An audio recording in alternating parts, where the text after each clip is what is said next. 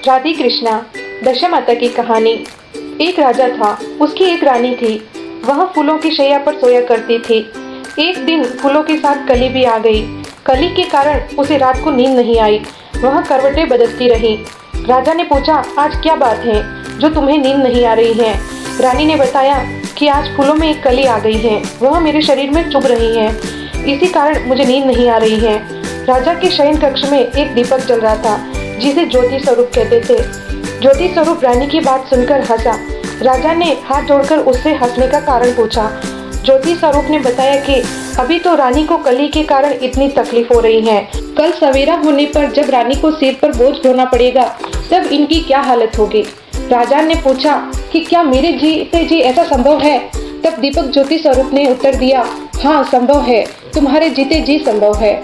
ज्योति स्वरूप की बात सुनकर राजा ने मन में सोचा कि देववाणी कभी असत्य नहीं होते, रानी को अवश्य ही बोझा ढोना पड़ेगा।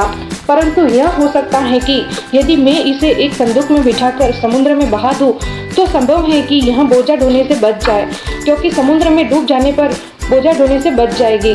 राजा ने उसी समय रानी से कहा, चलो मैं तुम्हें मायके में छोड़ आऊं, कुछ दिन तुम वहीं रहना। रानी बोली, ठीक है। रानी ने बहुमूल्य आभूषण और कीमती वस्त्र धारण किए।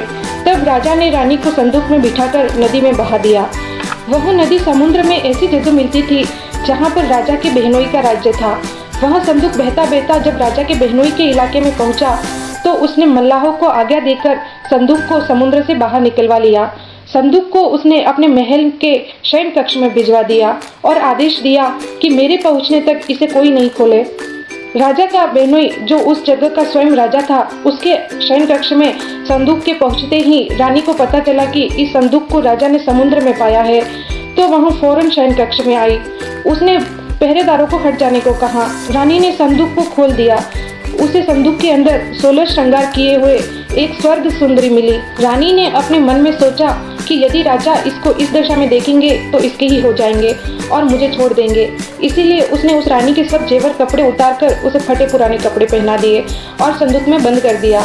राजा जब बाहर से महल में आए तो उन्होंने रानी को अपने शयन कक्ष में बुलाया और रानी से पूछा कि क्या तुमने देखा है कि इस संदूक में क्या है?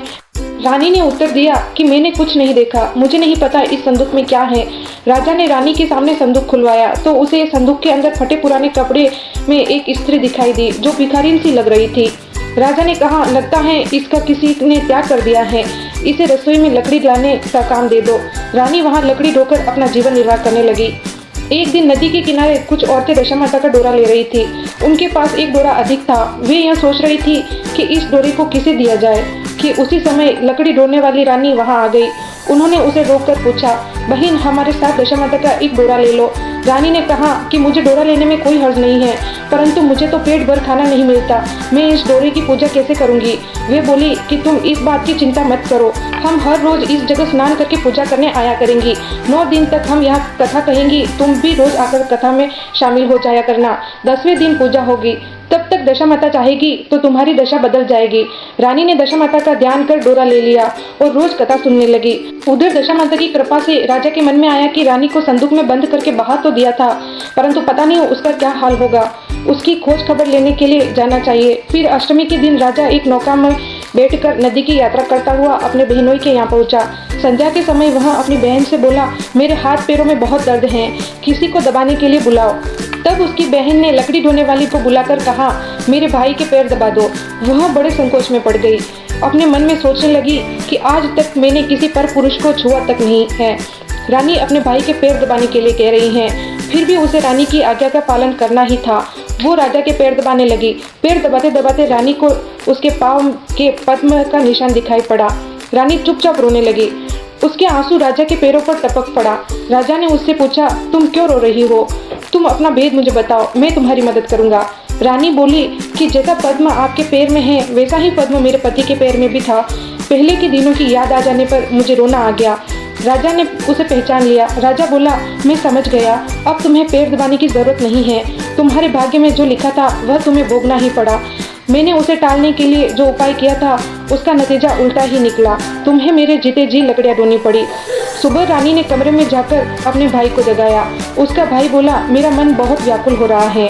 रानी ने पूछा, कि आखिर बात क्या है, कुछ तो बताओ। राजा ने कहा, बड़ी शर्म की बात है, मैंने तुम्हारी भाभी को जानबूझकर संदूक में बैठाकर तुम्हारे पास इसलिए भेजा था कि इसे यहाँ पर आराम से रखा जाए, परंतु उसे तो यहाँ लकड़ियाँ ढूंढनी पड़ रही हैं। उसके तुमने सारे गहने कपड़े उतारकर उसे भिखारी बना दिया। राजा की बहन बोली, मैंने उन्हें नहीं पहचाना भैया, मुझसे गलती हो गई। वो तुरंत अपनी भाभी के पास गई और उनसे माफ़ी मांगी और उनके पैर पकड़ लिए। भाभी ने कहा, इसमें आपकी कोई गलती नहीं है, ये तो विधाता का लेख है, इसीलिए तुम दुखी मत हो। अगले दिन नवमी को रानी उसी जगह कथा सुनने गई और वहाँ पूजा कर रही औरतों से बोली कि आप लोगों ने सच कहा था, दशा माता का डोरा लेने से मेरा भाग्य पहले जैसा हो गया है, मेरे पति मुझे लेने आए हैं। उसी दिन राजा रानी को लेकर अपनी राजधानी लौट आए। फिर दशा माता के दिन सुहागिनों को न्योता भेजा। बड़े धूमधाम से दशा माता के डोरे की पूजा की और नगर में ढिंडोरा पिटवाया गया कि आज से अमीर गरीब सब दशा माता का डोरा लिया करे और श्रद्धापूर्वक पूजा किया करे। जिसके पास पूजन पारण के लिए धन की कमी हो तो वह महल से ले जाया करे। जिस दशा माता ने रानी के दिन फेरे, वैसे ही वह सबकी दशा को ठीक करे। बोलिए दशा माता की जय।